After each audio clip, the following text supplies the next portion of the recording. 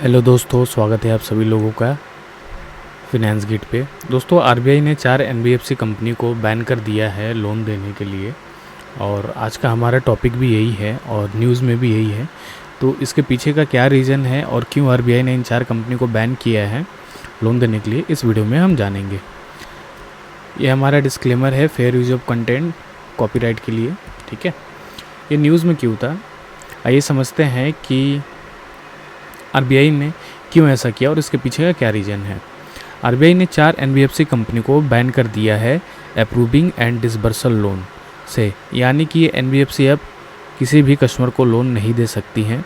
ये 4 कंपनी है: Asirvad micro finance limited, by operated and manage Manappuram finance, Arohan finance financial services limited, DMI finance and Navi Finserv. हम लोगों ने नवी Finserv के बारे में ज़्यादा ऐड देखा है और हम इसके बारे में जानते भी हैं। हम में से आपसे बहुत सारे लोगों ने इससे कुछ ना कुछ शॉर्ट टर्म के लिए लोन भी लिया होगा। और इसके फाउंडर हैं सचिन बंसल, जो कि फ्लिपकार्ट के को फाउंडर रह चुके हैं। ये जो 4 एनबीएफसी कंपनी है, ये आरबीआई के द्वारा जो गाइडलाइंस जारी किए गए थे उनको फॉलो नहीं कर रही थी और कहीं ना कहीं उनके रूल एंड रेगुलेशन को वायलेट कर रही थी, जिसके वजह से आरबीआई ने ये कदम उठाया है। दोस्तों, ये और दूसरी एनबीएफसी कंपनी के मुकाबले बहुत ही ज़्यादा हाई इंटरेस्ट रेट पे अपने कस्टमर को लोन दे रही थी और उनसे बहुत ही ज़्यादा हाई इंटरेस्ट रेट पे पैसा भी वसूल कर रही थी। और यही नहीं, इनका पैसा रिकवरी करने का तरीका भी बहुत ही गलत था, जो कि कभी भी आरबीआई के द्वारा गाइडेड नहीं था। मतलब कि ये अपने हिसाब से ही कस्टमर से पैसा वसूल करते थे। जो आरबीआई का गाइडलाइंस था पैसा रिकवर करने का, उसको ये लोग फॉलो ही नहीं करते थे। इसमें बहुत सारे इलीगल ऐप भी शामिल हैं जो कि ये काम कर रहे हैं। ऐसे बहुत सारे इलीगल लैंडिंग ऐप भी हैं जो कि आरबीआई के लाइसेंस के बिना ही लोन देती हैं और ऑपरेटेड होती हैं। आइए जानते हैं कि एनबीएफसी क्या होता है। दोस्तों, सिंपल टर्म्स में एनबीएफसी को कहूँ तो ये एक ऐसी कंपनी होती है जो कि आरबीआई के द्वारा बहुत ही लिमिटेड राइट के थ्रू ऑपरेट होती है। यानी कि जिस हिसाब से बैंक को जितना ज़्यादा राइट मिलता है, एनबीएफसी को उतना ज़्यादा राइट नहीं मिलता है। ये बैंक की तरह ऑपरेट नहीं करती हैं, बट हाँ, कहीं ना कहीं ये बैंक की तरह ही काम कर सकती हैं। जैसे ये आपको लोन दे सकती हैं, ये गवर्नमेंट सिक्योरिटीज़, बॉन्ड्स, ये सब में इन्वेस्ट कर सकती हैं। हाँ, ये चेक इशू नहीं कर सकती हैं। इसमें आप सेविंग अकाउंट, करेंट अकाउंट नहीं को ओपन कर सकते हैं, और ये सुविधा आपको बैंक में मिलती है। जैसे एचडीएफसी हो गए, एसबीआई हो गई, ये हमारे कोर बैंकिंग है। तो ये फुल्ली फंक्शन बैंक नहीं होते हैं, ठीक है। अच्छा, आगे हम समझते हैं कि डिजिटल लैंडिंग क्या होता है।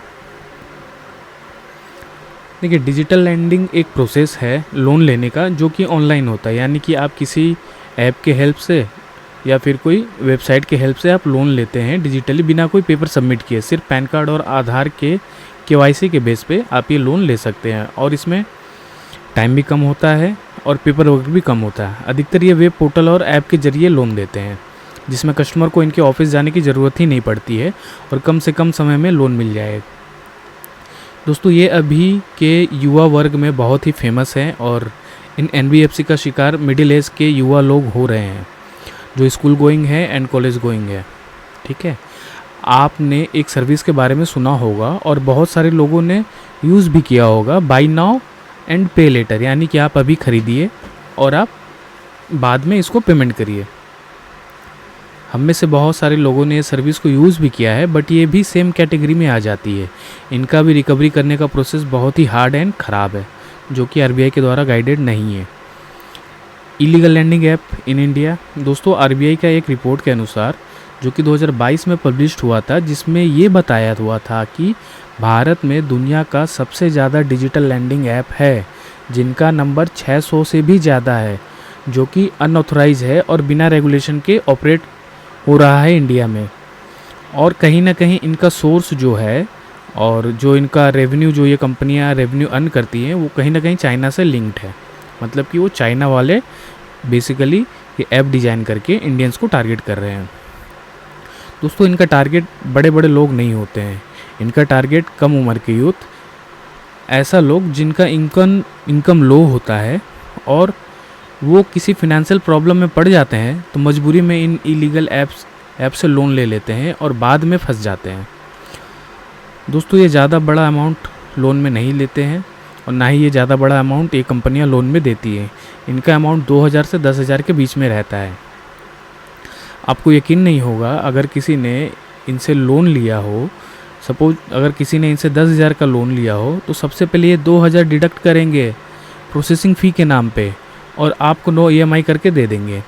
वो भी क्या, उस 9 EMI में ये पहला EMI एडवांस में डिडक्ट कर लेंगे। यानी कि अगर आप 10,000 लिए हैं तो 10,000 में 2,000 तो ये पहले डिडक्ट कर लेंगे, काट लेंगे, बचा 8,000। उस 8,000 में आपका 9 EMI में पहला EMI ये काट लेंगे। उसके बाद जो बैलेंस बचेगा वो आपको अकाउंट में क्रेडिट करेंगे। और इनका रेट ऑफ इंटरेस्ट बहुत ही ज़्यादा होता है। इनके ऐप में कुछ ऐसे हिडन बग्स होते हैं, बग्स क्या बोलो, इनके ऐसे हिडन फीचर्स होते हैं जो आपके मोबाइल के बहुत सारी परमिशन को एक्सेस करते हैं।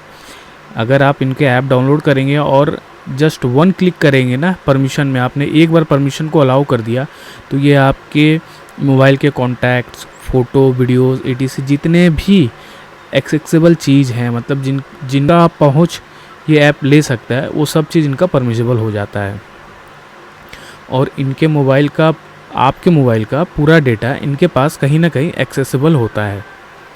दोस्तों इनका रिकवरी बहुत ही हार्ड होता है और ये लोग ब्लैकमेल तक करते हैं, धमकी देते हैं कि आपकी प्राइवेट चैट को लीक कर देंगे, आपके पर्सनल पिक को सोशल मीडिया पे मॉक करके अपलोड कर देंगे, और भी बहुत सारी चीज़ हैं जो अनएक्सपेक्टेड होता है।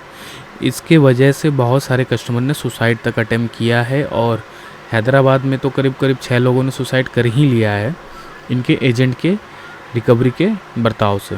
दोस्तों लास्ट सितंबर 2030 में यूनियन फाइनेंस मिनिस्टर ने मीटिंग किया और इस लीगल रैकेट को बस्ट करने के लिए टीम गठित किया है और वो टीम ऑपरेटेड भी हो रही है।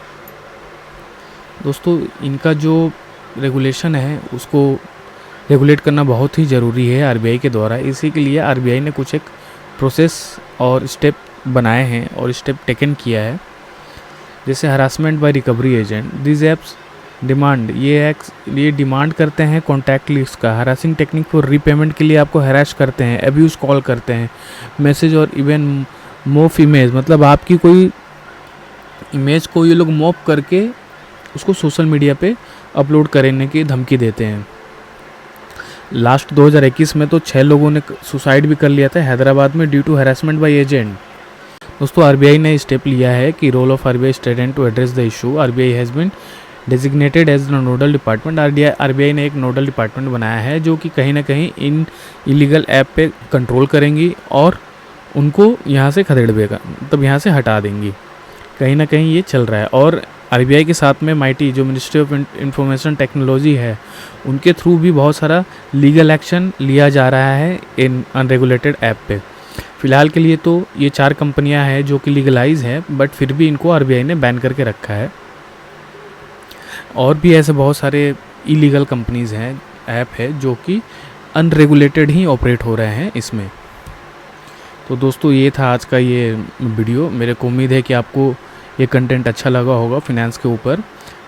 दोस्तों आप इस चैनल को लाइक करिए, सब्सक्राइब करिए और अपने दोस्तों और फैमिली में शेयर करिए।